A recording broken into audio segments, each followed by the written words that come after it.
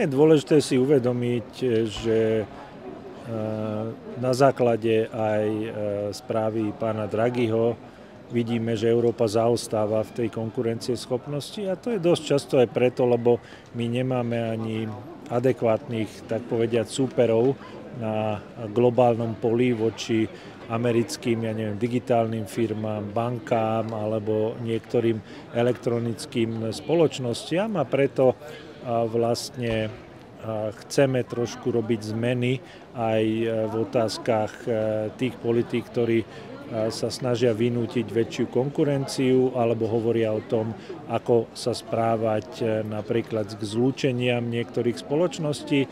By nám prispelo, keby sme aj my mali takých väčších hráčov na tom trhu, aby tie trhy boli naozaj jednotné a nie nejakým myšmašom 27 rôznych národných politík.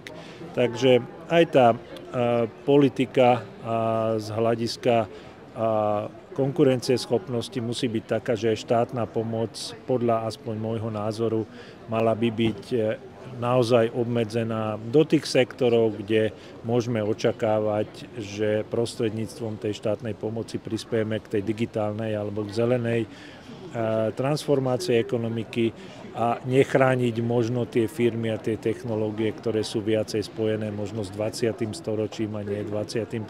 storočím. Takže ja očakávam, že by sme mali trošku aj takúto filozofickú zmenu priniesť do tej debaty.